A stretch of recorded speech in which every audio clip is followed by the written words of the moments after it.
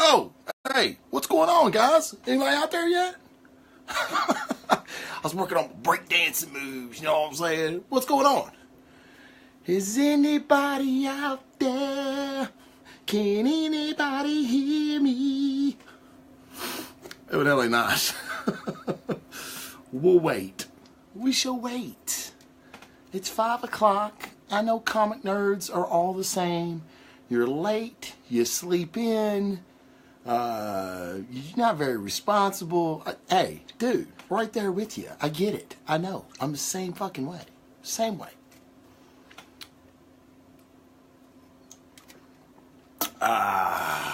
Love being live. It's just something about that little live thing right there. Just really does it for me. I don't know what it is, man. It's weird. It's so weird. I've got one viewer. There's one person watching me. My troll. The troll is back. What's up, Andrew? Just me and you, buddy. It's you get a private show. You get a private showing with the Blazing Defender, man. Ain't that something? Christmas comes fucking early, bro. You've been a good boy. What's going on, man? I got a Phil and Jason Jones shall be here directly. Do you? You should. That was totally my intention. There he is. Hey, Marcos is here. Jason Jones is here. Whee! I'm going to start saying 502. Getting you motherfuckers in here. What's going on, y'all? Happy Monday, right? Mondays ain't so bad now, right? You get a little BDR action. Yeah, that makes every Monday better, doesn't it? Fuck it, man. We're gonna get started. We're gonna go on with it. Cyber Monday. What does that mean? Like Cyber Monday? Does that mean like I don't know. What does that mean? Is that like you get free porn? Is it like Cyber Mondays? You get free porn on Monday? Is that it? Is that what happens? I have no idea. If that's sales online, is Collector Zone having a Cyber Monday sale, Marcos? Uh-oh. They might be. I don't know. That dude's the boss. He's the CEO. I don't know. I'm just a worker. Oh, man. I got to turn these fucking notifications off on my phone. I don't care. I don't care what Trump's doing. I really don't. It just irritates me. 75% off. Oh, my God.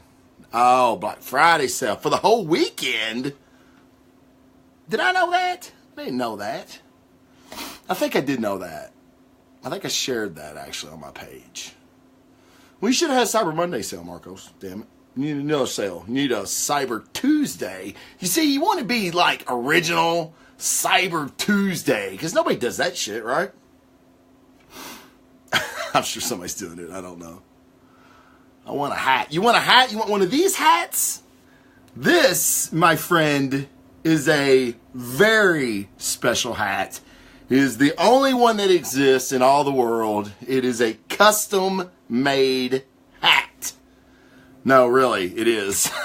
The guys that do my shirts, they're working on a design with the microphone and the skull, but it's difficult because it's embroidery and all that shit. So I went to Lids. Lids has an embroidery machine, and me and the kid there worked on this, and I got one. But now I will tell you this: the motherfucker wasn't cheap at all. And to get another one, I thought like when you do shirts, if you've never done shirts before, which Marcos knows because they do shirts. Actually, they got new shirts at Collector Zone. Look really good. So go to collectorzone.com. What was I saying? Oh, you get a screen, and like I don't have to pay for that screen anymore. How much? God, man, I don't know. With the screen, like the embroidery, I forget what they call it, the image, because it's a DTFS image. Yeah. And the software to do that, like at home, is like super expensive. So you got to go to some place that does that shit, that has that technology. So it was like, I don't know, it was like $40 for this one hat. So I thought that's cool because I have the screen now, right? So the next time I go and buy a hat, they'll just charge me for whatever they charge for the embroider, but I won't have to pay for the thing anymore, and I just pay for the hat. So I'm thinking $25. No, the hat's still like $35. And I'm like, God damn, man, I can't, you know. But I'll tell you, these hats, this is a winter hat. Like, I got this hat a few months ago, right? And like when it was real warm up here, I'd be fucking sweating my balls off in this hat because it's like wool and shit. It's a nice hat. But it's like you need like a thinner hat for like the summertime. But I'm gonna get some hats made. Don't fret. I'm gonna get flex fit hats. They're really, really nice. And the image is gonna look cool when they get it done. I really need to kind of contact him on that because I gave him quite a bit of time. But I understand they're trying to make it look really good. And we might just go with something like this, like a text Blazing Defender hat. We might just do that. I don't know. But yeah, I've always wanted for people to be able to have hats. I'm working on camo shirts right now. Some are going to have the logo on the front. Some are going to have the logo, the Blazing Defender with the logo on the back. Stickers. Yeah, they said we could get, I can do anything. I can make coffee mugs. I can, bumper stickers. He told me I can do all that shit. Koozies. I can do all that shit. But everything costs, right? And sometimes, like, you got to have a minimum order. Like my shirt order, the minimum's 12. So, I could do as many as I want, but he likes to have 12. So, yes, I can have Blazing Defender whiskey. Yes, I have a barrel. If you could see this next room over here, there is a barrel, a whiskey barrel, where I took my own. It's called White Mash. Okay, I'm a Kentucky dog. All right, it's a motherfucker. If you don't know how to make bourbon and you live in Kentucky, get the fuck out. Just get the fuck out. That's what we're known for, baby. You get White Mash. I had a friend of mine make me some White Mash. I bought a bourbon barrel, and it is in my bourbon barrel. It's going to be a 10-year reserve. It's going to be the Blazing Defender Reserve barrel. Okay, and you know what, Andrew? Since you asked, I will get you a BDR 10-year reserve. It's going to be like Pappy Van Winkle when it hits the market, guys. You just got to get it. You got to get it on now. You got to get in. You got to get in where you fit in. You know what I'm saying? But no, really, it's right here. It's in my next room. So it's a big-ass fucking barrel. There's going to be a lot of whiskey in it. A lot of bourbon in it. Boom, gotcha. All right, cool. Hey, Jay, what's up, buddy? What's going on, Jay? Jason, somehow you're in, bub. You're in. You don't even have to ask. You're in. Jason had a large shirt ordered, and I cannot find that motherfucker anywhere. I guess I gave it to somebody. It's probably McFall and all the GSTU minions down in Dragon Con probably snatched it out of the box, little fuckers. Chris Wisdom's sleeping in it. He's using it as a fucking nightgown. But yeah, no. Got a lot of shit coming up, man. Once you get through the holidays, first of the year, I'm going to ramp it up quite a bit, actually. We're going to go balls out, as we say here in the Bluegrass State. We're going to go fucking balls out, rock out with our cocks out. But no, I was really I'm going to push. It's going to be a big, big push. Brett is not a virgin anymore. Oh yeah, Brett's not a virgin anymore. That's awesome, right, Brett? I don't know who the fuck Brett is, but that's awesome, dude. Addresses. We need addresses for Jay. Brett, hey Brett, what's up, man? I didn't see you in the chat. No, Andrew probably is not circumcised, which is a scary, scary fucking thought in itself. All right, hey, we can take bets on it, and I bet he's not, right? No one's taking that bet. Vegas said there's no line on that. I'll get the shirts, and I'll get them to you. Oh, cool, man. All right. Hey, well, thanks for joining in on your break. I'm going to go ahead and get started then. I'm just kind of fucking chatting around. Don't know what the show's going to be about. I've got some shit written down, but it ain't good. And I've got a few comic books to talk about, but we're going to go ahead and get started. Mic check, mic check. Hey, Mike Woodard, Mike on the mic.com if you need a professional producer. What's up, buddy? Hey, man, thank you for the kind comments on my last recording. I appreciate that, pal. Hey, guys, this is going to be off the audio, but Mike will edit this shit out. But if you don't have to. You don't have to, Mike. It's your world, dude. I just live in it. Mike Woodard, my producer, does a lot of cool shit on the audio. Theme music, stingers, all kinds of cool stuff, man. So if you haven't checked out the iTunes, please do that. Please leave a review, because I'm going to talk about some of the reviews. I was going through yesterday, and I was like, damn, I've got 30 reviews. That's cool. So I'm going through and reading some of them. Holy shit. I've got a couple, man. I mean, I couldn't talk about all of them. I want to, and I'm going to take a couple each show. But, man, I've got to tell you about this one. I'm going to pull it up. We're going to talk about it later in the show, but it's really cool. Go to iTunes. Check out the audio. Mike does a great job. Thanks, Mike, for everything you do. I'll give you a marker right there. Still don't know if you can see those or not. I know you said you couldn't. But, and here we go. And welcome, everyone, to another 2017 Podcast Award nominee comic news show, The Blazing Defender Report, with your host, Travis Jones. I am Travis Jones, the Blazing Defender. What's going on, guys? Happy Monday. Happy National Day. You know how it's a national day for fucking something every day? Well, today's National Day. So thank America, right? Hey, it's National Day. I'm thanking my country. Greatest country in the fucking world. Thanks, guys, for joining in. I want to thank my Facebook live chat group that's already here. I've got some people on break at work, which is awesome. Got some guys that are always here with me 24/7. They've been doing this since I've been doing this, which is fantastic. So thank you guys for being in the chat group. I've got my troll. My troll is in the group now. I'm sure there's going to be some mean faces fly up here in a minute. That's awesome. If you don't have a troll, if you do shit on the internet and you don't have a troll, you ain't made it, guys. You just ain't made it. But no, thanks a lot, guys. You really help me out by, you chat between yourselves, and you help me out when I mispronounce shit and I get shit wrong. So I really, really appreciate it. Brett, gotta go. Break's over. Okay, buddy. Appreciate it. There he is. Troll's back. Hey, the troll. But yeah, what is the Blazing Defender Report? Well, for people that don't know, you better ask somebody. No, I'm going to tell you right now. Blazing Defender Report is a comic news, let's say movie news and comic reviews show. Okay, I buy comic books every week. My goal really is not to review it.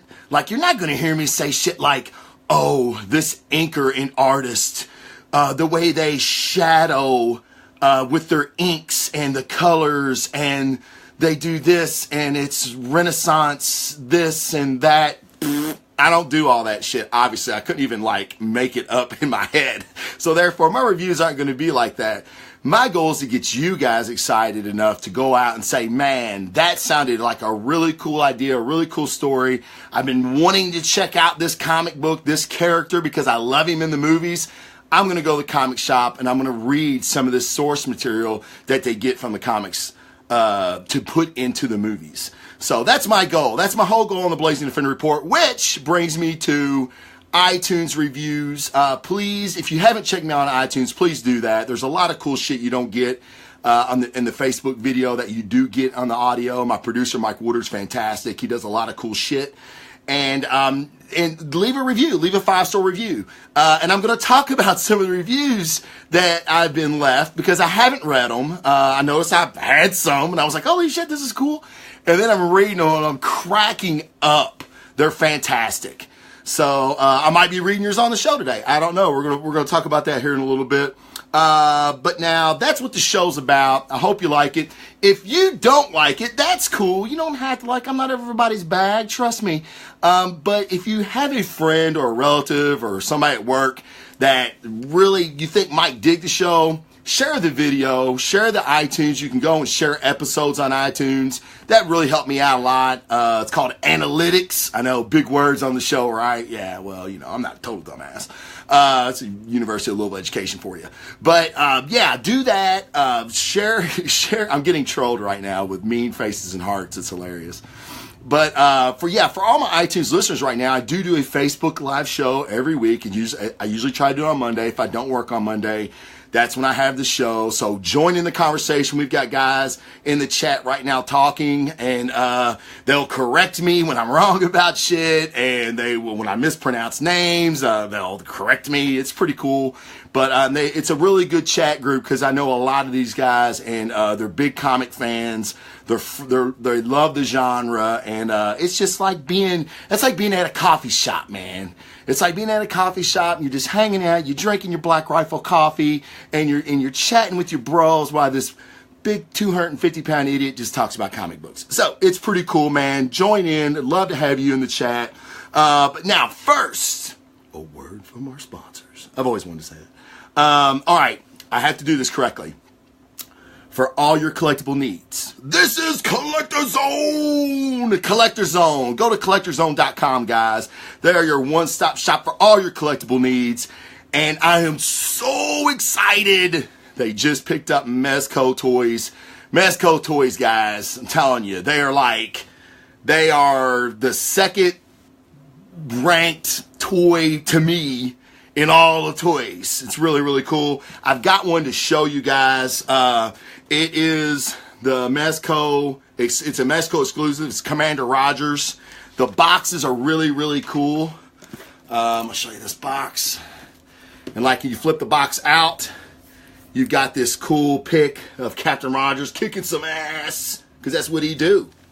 And then there is Commander Rogers right there in all of his glory. Now, I don't take him out because I don't take toys out of boxes.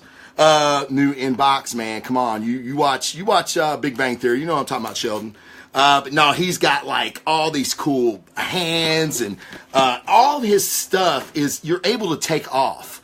Like, I know I got really weird with this last episode, but like he's got clothes. Like, it's not like an average action figure. Now they're pricey. I'm not gonna say they're not, but Mezco is quality stuff, man. You pose them up and they look great. I will take him out eventually when I get a nice shelf up where I can put him up. But I want to show you another toy that they sell. It's NECA. Now, NECA has done some stuff with Marvel. NECA does really, really cool shit. Now, I'm going to show y'all this one. I love this guy. I got him at a comic convention. He's not in box, okay? And that kind of sucks. But I was going to pose him up anyway because he's too cool not to. He's huge. I want you to see how big this sumbitch is. Look at this motherfucker, dog. And he's heavy. Oh my God, he's so heavy. I'm showing a Deadpool. He is a NECA. Check that out, dog. Deadpool, bitch. He's got guns. And like, check this out. Like, his knife comes out. Stab you in the face. His gun comes out. He comes with all kinds of extra stuff. Like, his belt and this harness and everything comes off. He's just, I mean, he's awesome. Look at this. I mean, look at that detail, dude. I mean, and look how massive he is. I mean, oh my God. He's a monster. But I love him. He's got different hands. He's got swords that go in his back. I don't know where they are. I was probably playing with him and lost them. But no, this is a NECA type figure. So I'm not sure if, Marcos, you can get those or not. But they're the Marvel Epic series. NECA makes them. But I'm just trying to show you what kind of quality that is. I mean, that's just so badass. And all the accessories. He's got big rifles and shotguns and shit. It's pretty awesome. But I wanted to show you guys that because I love him.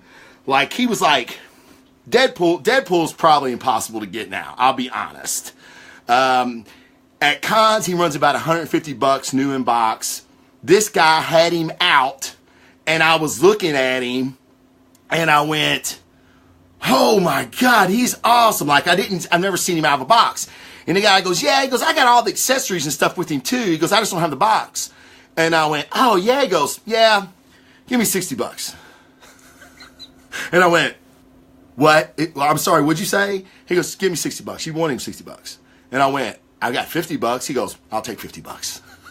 So I got it for $50. I was so fucking happy, man. It was like made my day. It was like when I first got to the con, too. It was like the first booth I walked down. I seen the one in box. I'd never seen it before. I'm getting off track, but I get really excited about toys, man. Like, I don't know. I'm a kid, right?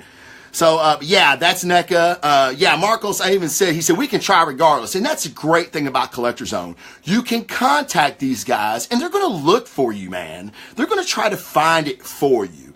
Not many fucking toy retailers are going to do that. So, hats off to Collector Zone. Very proud, very, very proud to be a partner with these guys. You want to save some money? Christmas time's coming, yo. Christmas time's coming. All right, they got Funko Pops. And I'm going to save you some money. You know, you can put a lot of Funko Pops in a stocking. I did it the other day. I got like 7. I got 7 in a fucking stocking. Okay? Your kids are going to fucking freak over these things. All right? $10-12. I'm going to save you some money on that. I'm going to save you some money on all this shit. You want Mezco? I'm going to save you some money on it. Blazing Defender 20 in the coupon code is going to save you 20% off your total order. Guys, 20%. Let me know another podcast. Let me know if Tim Ferriss, Joe Rogan, dare I say, Kevin Smith is giving you 20% off anything. No, 20%'s not tax, Andrew. 10%'s tax, Rody. 20%. 20%, yo. 20%. That's twice as much as tax. I don't know where you live. It's 10% in the state of Kentucky. I don't know where you live. But yeah, so none of those guys are giving you shit for listening. Blazing Defender and Collector Zone do. That's what we do. We make people's lives better through toys and podcasts. God damn it. That should be on a t-shirt. All right, guys. If you're in the Louisville area and you're looking for a comic shop, The Zone Comic Shop on Her Lane, Herr, Her Lane in Louisville, Kentucky. Dan, the owner's huge nerd. Oh, 6%. Thank you, Scott. 6%. Yeah, dog, I'm giving you 20. What's up? Well, ain't no trolling on that, is there, dog? But no, go to The Zone. Dan is great. Dan can get you things. He'll find you stuff a la Collector Zone. He's great. The comic shop's great. He has great books, like really like in good condition books. And I'm going to do a show on that one day because I have a lot of people that have gotten back into comic books and they're asking me questions about collecting, like how to keep them in good shape. And we'll go over all that. That'll be a different show, but that is coming. Yes, Dan is very cool, Tony. You're absolutely correct. If you go into The Zone, please tell Dan that you watched the Blazing Defender report and I sent you there. Okay? All right. Last but not least, I am a proud member of the Giant Size Team Up Network, the GS2U Soldier represent. We got great shows on there, man. DC On Screen. These guys might be the hardest working people in podcasting. They do a show for every DC TV show. Like every episode of Arrow, every episode of Supergirl, every episode of Legends of Tomorrow. They do a show. I mean, they're constantly putting out shit, man. So check those guys out. They're really good. My boys at Botch, the D&D podcast, they are phenomenal. One of my favorite podcasts that I listen to. They're a group of friends, very, very funny friends that get trashed and get through the 5th edition of Dungeons & Dragons. Great show, man. Please check those guys out. Toy Power, our boys over in Australia are talking toys. Check them out. Pokemon Go. Breaking the Panel. Casey Strohs has been a co-host on my show a couple times. Is the newest member. He's the newest panel breaker, I guess you would say, on Breaking the Panel. Those are some really good shows, guys. They get into it from a different level than what I get into it too. They get a lot deeper in, but it's a great show. I am a host on that show every once in a while, like a special co-host every once in a while. So check them out. Okay, I want to talk about the iTunes reviews real quick because they're fucking great. All right, I'm so happy about these. They've made my day. They really have. Okay. This is from another podcast called Nerds with Words. I've talked to them on Facebook or on Twitter a few times. Who doesn't like poignant, interesting, and funny comic book talk? Exactly. Everyone does. And if you're one of those people, look no further than this show. Go click subscribe now. A plus podcast. Thanks, guys. I really appreciate that. Okay, this is the one that I cracked up over.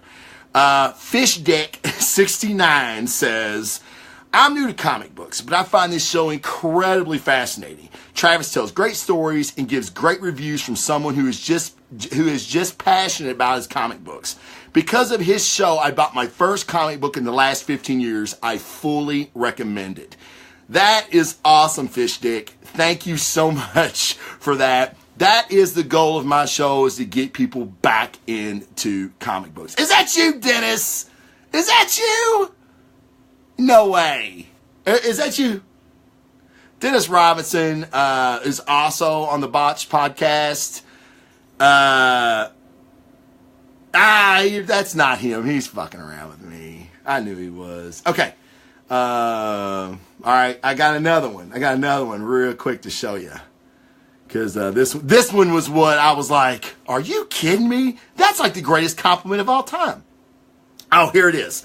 This is by P. Ian Hunt 321. Love the show and enthusiasm to host shows. Been watching this guy since his early days on YouTube, and he gets better and better. I have no idea who this guy is. He's the Chuck D of podcasts.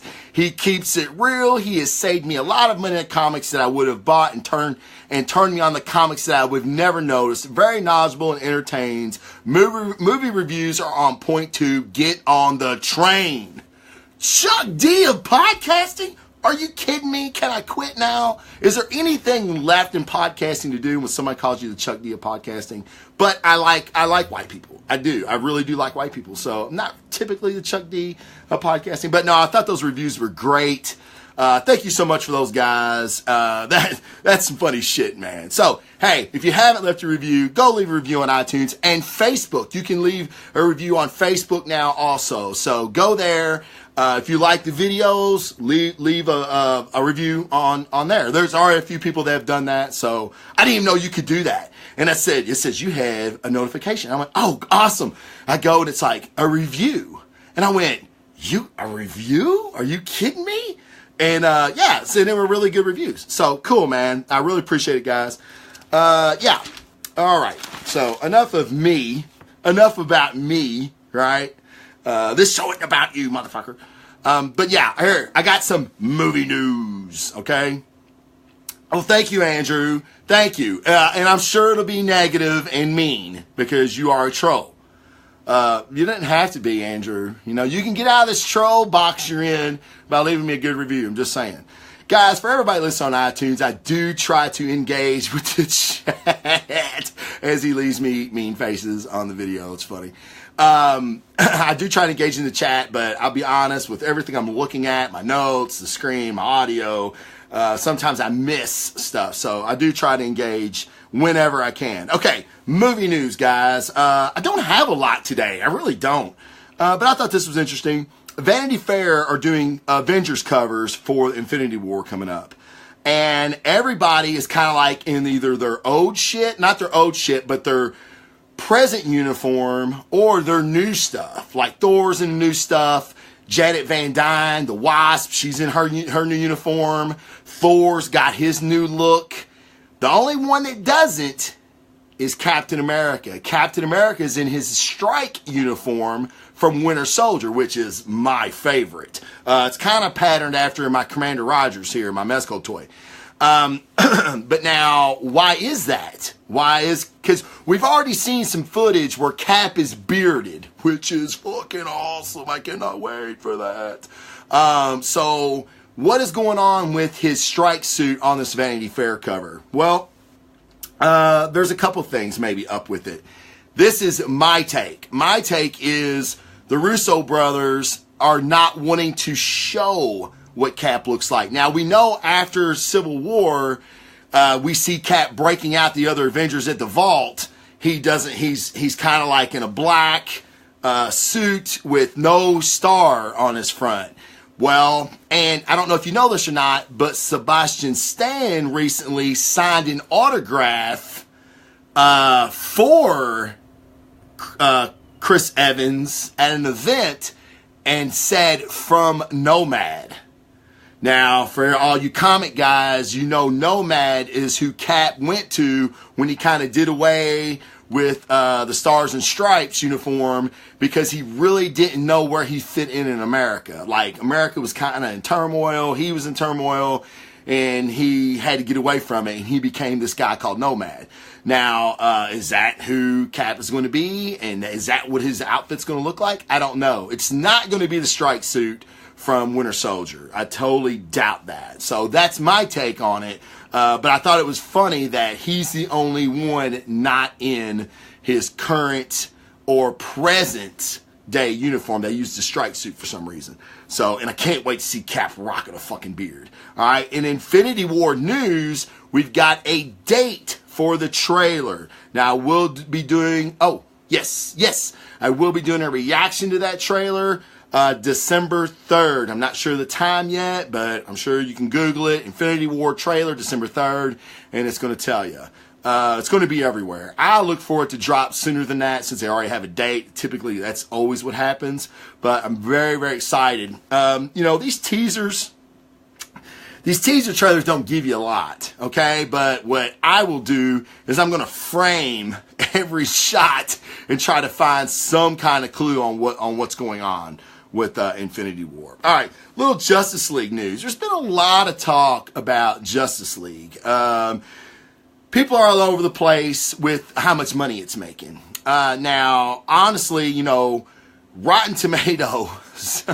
Andrew, you're killing me, dog. You're killing me. That's funny. You know who has it if you watch the show. I'm not telling you again. Look, go to episode 55. I break it all down where all the Infinity Stones are. I'm telling you. But that's funny that you said that. Andrew asked where the Soul Gem was, and I have this theory on where the Soul Gem is. It's not an original theory. It actually was at the time, but other people have claimed it, so I really can't call it mine, I don't guess. But, yeah, that's where the Infinity Stone, the Soul Gem is. But, okay, Justice League. Lost my train of thought. Justice League. Justice League is over $500 million now. It's $300 million worldwide, like overseas. And I guess that puts it around a little over $2 million here. And people are talking about, like, this movie's made over $500 million now. And people are talking about it being a failure. That's nuts. Like, where do we live at in a world where this movie's a failure because it's at $500 million right now. And it's going to build. I still was unable to find a drop off. Like for instance, Spider-Man, which I thought would not have that big of a drop off because of the weekend it was brought in at, had a 88% drop off from opening weekend. Okay, now to put that in perspective, Civil War, Rogue One, a lot of these movies have huge drop offs. I was really curious to see with the word of mouth, because the word of mouth has been very positive for Justice League. Rotten Tomatoes viewer score will indicate that. Like, it's at damn near 90%, which is fucking high for a viewer score on Rotten Tomatoes. Yes, John, it is growing. So I'm really curious to see what the drop-off was, because I know there was drop-off because it didn't make, because it wasn't even number one. Coco was... the Pixar animated movie was number one. So I know it didn't beat that. So I know it didn't make another 100 million the second weekend, which it wouldn't have. But I think it's going to be, it's got legs is what I mean. And a lot of DC movies don't have legs. So I thought that was really cool. And just kind of segueing into Justice League. Hold on one second. Such bullshit. Yes, I totally agree, Mike. Totally agree with that statement. But now, a lot of people, there is a petition online, can't remember the guy's name, but I dig it. He has petitioned for Zack Snyder to have his director's cut released. Now, this is me knowing what I know about movies and how those things work. I would love to see Zack Snyder's vision of this movie. It's not going to happen. It's not going to happen. A lot of his stuff when Joss came on and he left was the CGI wasn't finished yet. So what I'm saying is, for there to be a Zack Snyder version of Justice League would take a lot of money. Editing, soundtrack, score, which they're different. When I said soundtrack, score, they're different.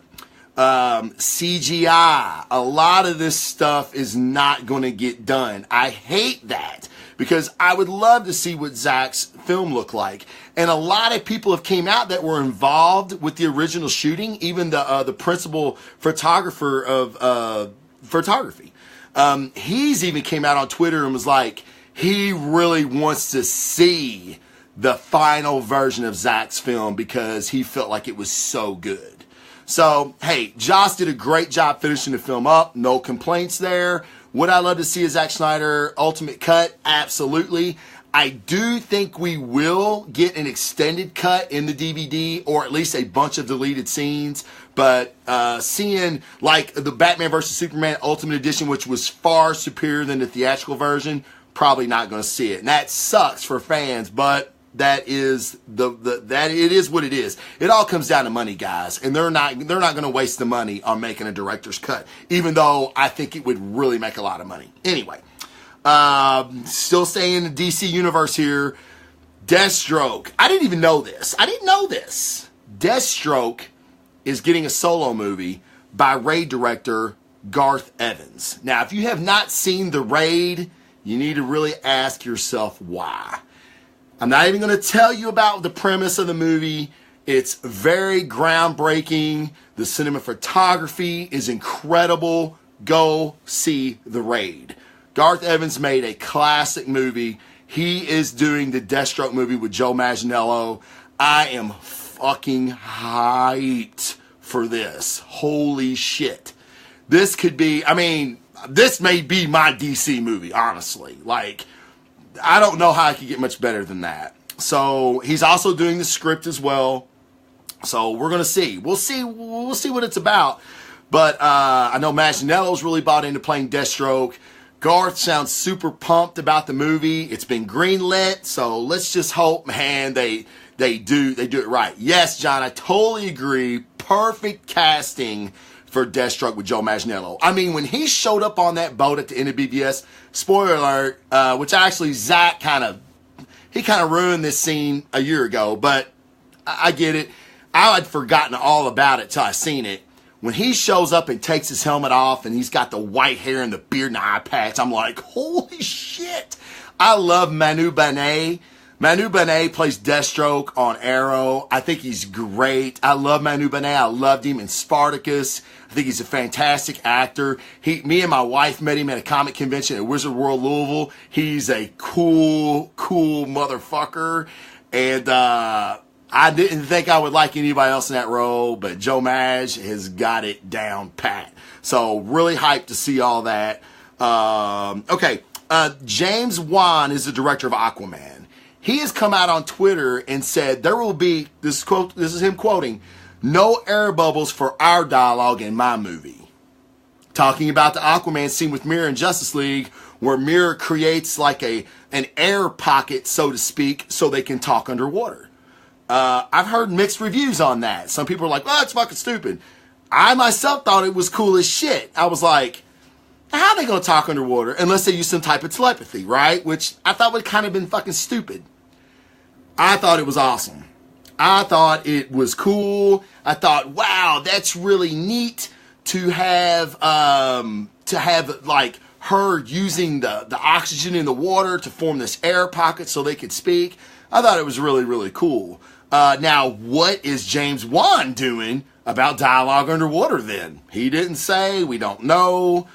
Maybe it is some type of telepathy or something. I don't know. I'm kind of wondering how that would transpose over. I don't know. We'll see.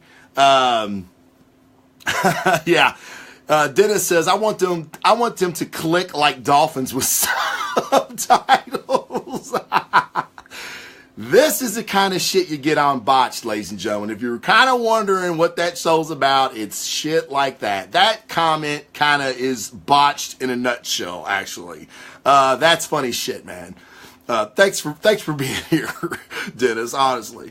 Yeah, so I'm really curious what James Wan has planned. Aquaman looks fantastic. And the movie is done. It's finished. It's in post-production now. And with all the insider talk, it's really good. So, hey, man, maybe DC's on a roll. Let's see. All right, and on a kind of a side note, I won't get into any spoilers here, but I finished The Punisher on Netflix. I will tell you this. I fucking love it. I love John Bernthal. I think John Bernthal is one of the best actors in Hollywood right now. He's not done a movie that has been bad. He gets a small part in the movie and he fucking destroys it. There are no small part, or I'm sorry, there are no small parts. There are only small actors. That's a saying in Hollywood. Hey, how do I know this shit? I don't know. John Bernthal is no small actor. He's fantastic. He makes you feel the loss. That's what got me about this series. Is it could have been like the first episode. If you've seen the first episode, very violent, Punisher kicking ass, Punisher doing what Punisher does. It could have been 13 episodes of that, and I'd be like, yeah. It was very emotional. You feel the loss of the Punisher's family, and they really dive into PTSD with a lot of soldiers. There's a certain soldier that really hits rock bottom. Maybe the Punisher's hit rock bottom. I don't know, but there's so many facets to this. Now, I will say, I wish they had used a few more Marvel characters. Like, I wish they had referenced a few more incidents. Like, they talk about the incident, which is the incident that happened in the Avengers. Other than when you're in Karen Page's office and you see the headlines that have happened throughout the Marvel Universe or Marvel Cinematic Universe, you really wouldn't know unless you've seen Daredevil Season 2, where the Punisher's largely in. So if you have not seen Daredevil Season 2, you really need to get a little more insight of the Punisher. I know a lot of people that are watching the Punisher right now that haven't watched any of the other Netflix series, which is fine. You don't have to. And I do like that about the Punisher series. It's standalone. You don't need to know anything. It is a self-contained story. It's fantastic. The end was the final episode, the very end, the epilogue, I guess you would say. I was a little, I don't know. I was a little torn about it. But I see what they're doing, and there's just great things coming for this character and that actor. So Marvel basically did it again. But I will be doing a full review on a show coming up soon. The only thing I have in comic news is Marvel named a new editor-in-chief, C.B. Kablowski. He's been around Marvel Comics for years. He's did a bunch of stuff.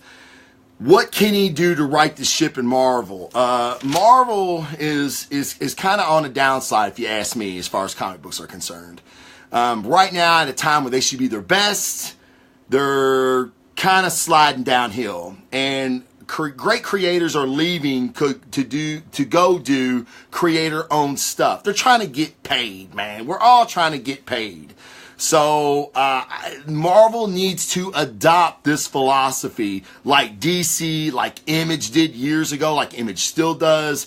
DC has adopted this philosophy. That's the reason they're getting grade A talent over at DC and Image. Marvel's going to have to do the same. That's the only way to right the ship. If you're going to get back to more creator-owned ideas, then that's what you're going to have to do. These artists and writers are going to have to come together, create great shit, push it, get Marvel to buy it, and then everybody's happy. So you got a long road, CB, but I hope you can right the ship. Marvel's one of my favorites. I'm a Marvel guy. Even though Batman's one of my favorite characters, but there's still a lot to be done there.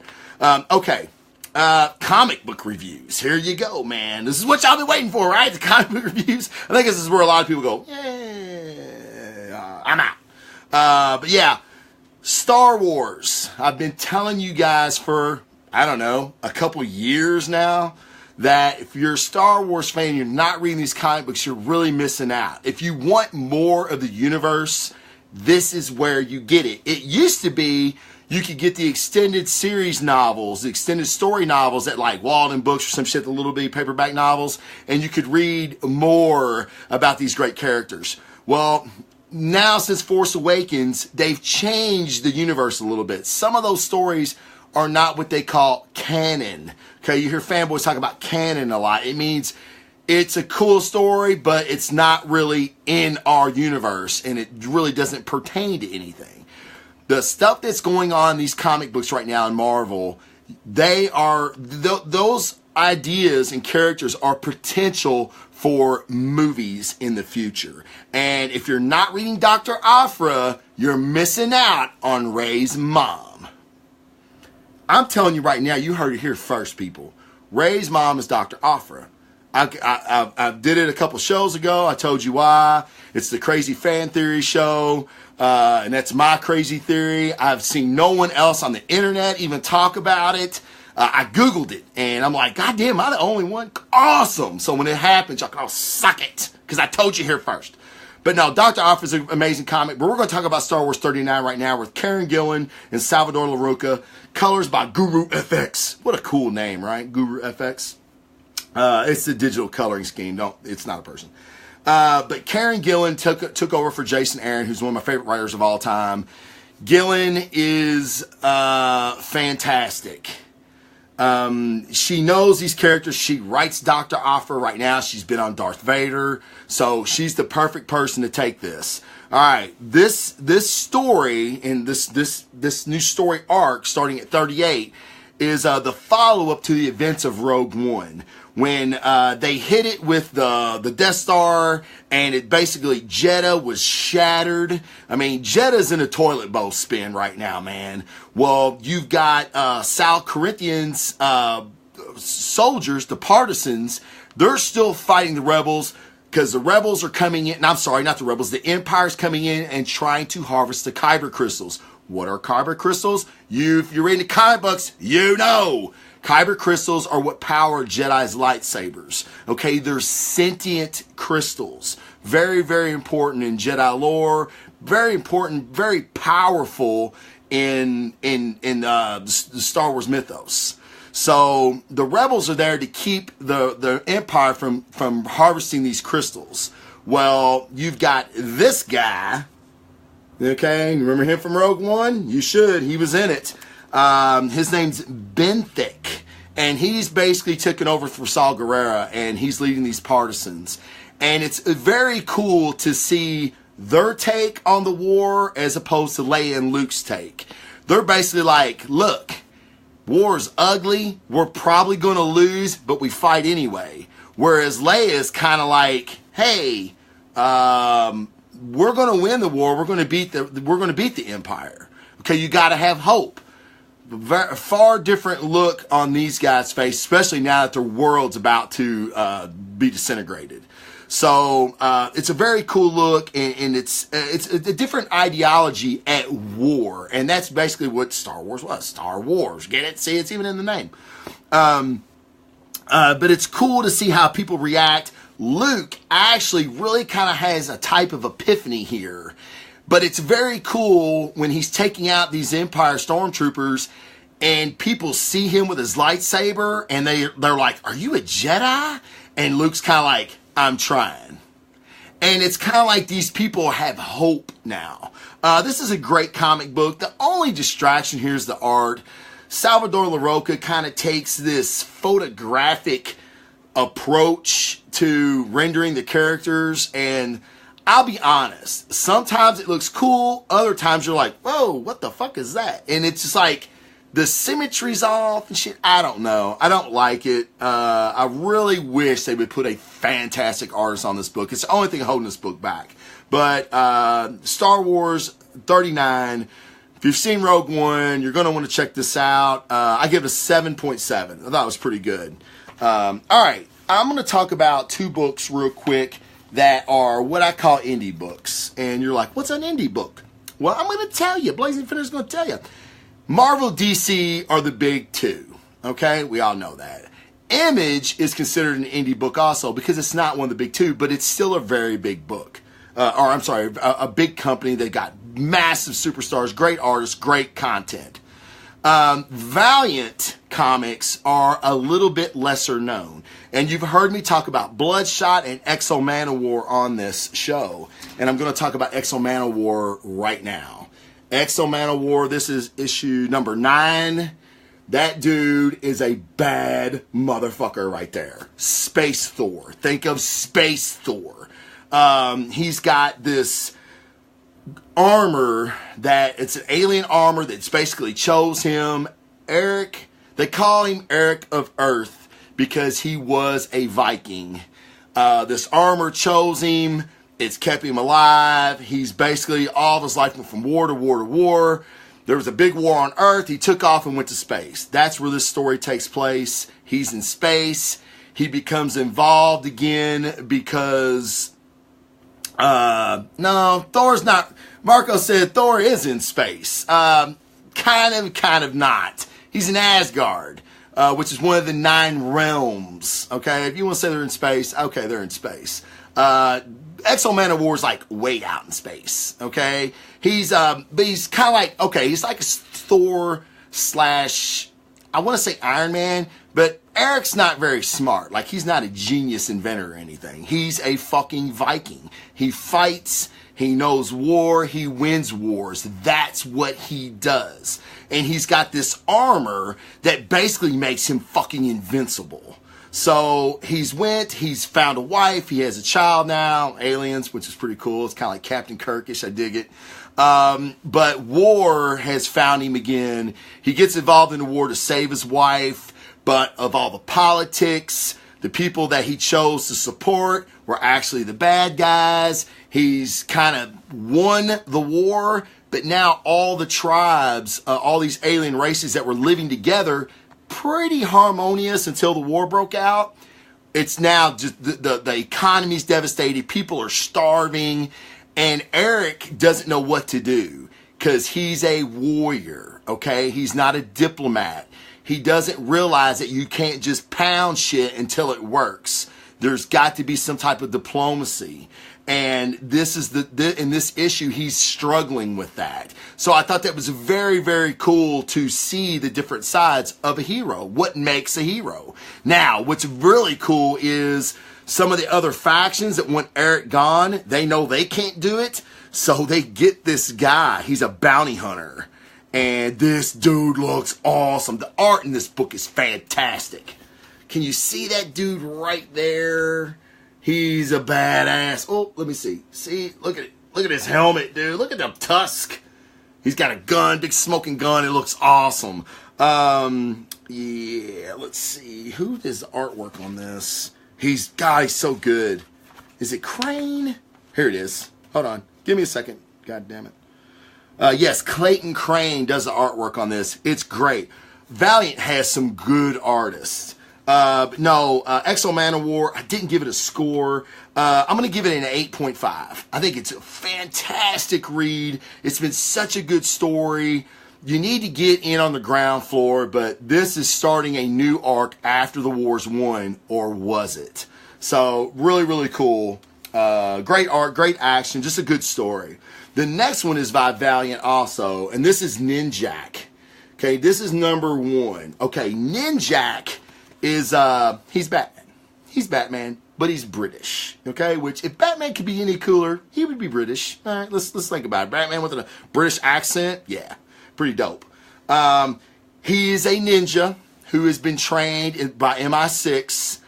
We don't know why, but this number 1 issue is really diving into the history behind the ninja program that MI6 started implementing years ago. Who trained them, what their names were, how Ninjak basically got burned by MI6 several issues ago. So he's kind of like, he does jobs where he wants to. He's kind of like a bounty hunter. He gets paid to take the jobs that he wants to. When MI6 need him, he takes jobs that he wants to take by MI6. Plus, he gets to keep his eye on them because he knows some of them are crooked.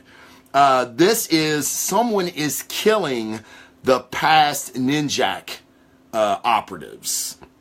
he's trying to find out why and if maybe he's next. This is Christos Gage is a fantastic writer. He did the Daredevil Netflix series.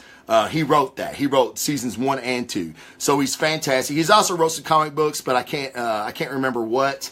But Tomas Guerrillo is a amazing artist. He was on X-O Manowar before Clayton Crane. X-O Manowar, Ninjak. Great comic books, man. Get in on Ninjak. He's like, I don't know why, but I feel like he's like the coolest spy, the English spy there ever was. Like, nobody compares to him. Like, 007, fucking forget it, dude. Ninjak would whoop your ass. He's got all these gadgets. He uses technology, but he's a ninja. Really cool. There's a lot of violence, a lot of blood. And this dude's just ice cold, man. Like, but then in a way he's not. So he's a great character. I highly recommend these 2 books, man. But they're not my pick of the week. What's the pick of the week then? Oh my God. Getting to it. Pick of the week. Pick of the week. That's what the stinger is on the audio version. Anyway, I digress, literally. Doomsday Clock, #1. Jeff Johns, Frank, God, this dude. I love this dude's artwork. Gary Frank. Yeah, Gary Frank. Yeah, I didn't even read it. Gary Frank. Jeff Johns is amazing. We all know this. They had been teasing the Watchmen entering the DC universe for over a year now. We had it in Rebirth Zero, which was my only number 10 that I've ever given on this show. That issue was utterly fantastic, written by Jeff Johns. Gary Frank, his art is beautiful. It's amazing. He's done several great comic books. But this is not only getting more into the Watchmen entering the DCU, it is actually a sequel. It is a direct sequel to the Watchmen miniseries. The highly critically acclaimed Alan Moore Watchmen. Okay? This is 7 years later we find the Watchmen. Now, we know Rorschach, which was a lot of people's favorite Watchmen, died at the end of the series, end of the movie, whatever. Well, Rorschach's back, or is he? I don't know. What's cool about this is you get to find out what's happened to the world that they lived in after the alien invasion, and we get introduced to 2 new characters, and I gotta tell you, I think they're both going to be awesome, but one of them is fucking dope. He's called the Mime, and he's totally insane. He's very Joker-ish, okay? All these Watchmen characters are based on DC characters, like D-list DC characters. I won't get into it, but if you haven't read The Watchmen, you really need to, because this Doomsday Clock is fantastic. It's going to be 12 issues. It's going to be a slow read. It's not Superman. They're either looking for Superman or Dr. Manhattan. I haven't figured it out yet. I think they're looking for Superman, but it would lead you to believe they're looking for Dr. Manhattan because they keep talking about God. And Dr. Manhattan is basically a god. If you've seen the movie, read the comic, whatever, you know what I'm talking about. That's the reason it's hard for me to recommend this book to new readers, because if you haven't read The Watchmen, you haven't read Rebirth Zero, you haven't read The Button with Flash and Batman, you might be a little lost. But you're missing out on great art and fantastic storytelling. Jeff Johns, some of the panels in this book even look like the original Watchmen story. So, man, I'm telling you, I was really excited for this book. It did not disappoint me. I know some people were a little disappointed because it was a little slow. I'm cool with it because of all the little nuggets of Easter eggs that they left in this book for a comic fan like me. Doomsday Clock, a 9. I'm giving it a 9. I thought it was great. Again, the art is fantastic. It's going to be a 12-issue series, so it's going to be a little bit of a slow burn. But you're going to want to be there for the end. I bet you these last 3 issues of this series are going to be fan-fucking-tastic. I bet the whole story as an arc is going to be great. Jeff Johns don't know how to do it any better or any different, guys. He's that good of a story writer. I'm trying to think of anything he's ever written that I didn't like. He made me a Green Lantern fan with the Sinestro Wars. I mean, I was like, what is this? I don't read Green Lantern. This is stupid. Green Lantern's... No. Sinestro Wars were fantastic. Jeff Johns made me a fan of that. He'll make me a fan of this too. But no, you really need to check out Doomsday Clock. And guys, that's it. That's all I got. You know, I really appreciate everybody joining in on a Monday. I know Mondays suck. Hey, but now we've kind of nerded out a little bit. We could chill, eat dinner with the family. You can catch them up on all the comic and movie news that you can act like you know a lot of shit. But no, man, check it out. Oh, I didn't show you, but that's the cover. The end is here. This cover is kind of like the protesters from the first series. Like there's a lot of that sprinkled in this book, man. If you've read The Watchmen, you're going to want to read this. You really are. You may love it. You may not. Some people are like, you shouldn't be touching The Watchmen. It's a classic. Fuck you, man. All classics can be improved upon. I don't give a shit who you are. And The Watchmen wasn't that great. That's right. I fucking said it. It was great up until the end, and you got aliens invading. I thought the movie did it better. You want to suck on something? Zack Snyder did it better. How you like them apples? Yeah, I think he did do it better, honestly. I'll do a show about it. I don't give a shit why the movie is better than the original comic book, because it was. So anyway, but I did like the comic. I really did. The comedian's fantastic. Jeffrey D. Morgan plays him in the movie. So if you're interested in not reading the comic book, but you want to watch the movie, watch the movie. It can get you on par for this book. But you're going to want to see it, guys. I know I've kind of harped on it, but I do think it's going to be something special. Like, you can't say that about a lot of 12-issue runs, but I think with this creative team, I mean, this is one of the best creative teams in comics, guys. One of the best in comics. Okay? Jeff Johns, Gary Frank. It doesn't get any better than that. I mean, Scott Snyder, Greg Capullo, maybe not this good. Yeah, I said it. Sorry. Scott Snyder, Greg Capullo, friends of the show. Sorry, guys. But this is a knockout. This is a home run right here, guys. But yeah, I hope everybody had a great Thanksgiving. Man, it smells really good. I put a turkey breast in the oven. Me and my wife are going to kind of have a little, since I had to work on the fire department Thanksgiving Day. We didn't get to have Thanksgiving, so we're going to have it tonight. And guys, thank you a lot for joining in. Leave a review. It really helped me out. And I'm going to read it on the show. I'm going to start going through them and reading them and make them funny. You know, make them funny. I definitely read the funny ones. But thanks, guys. I really, really, really, I'm being sincere when I say this. I love doing this. I love podcasting. I love talking about this stuff.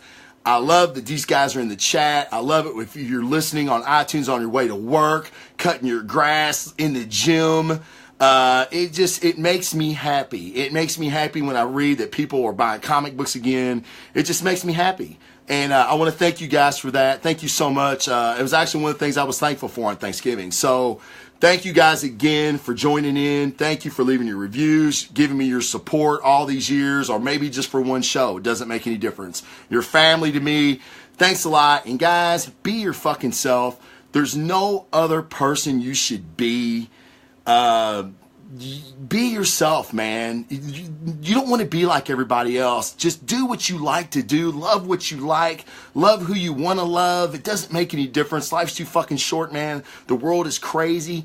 Be happy. Be yourself. Guys, with that, treat people like you would want to be treated yourself. And for that, Blazing Defenders out. Thanks, guys. Love you. Peace.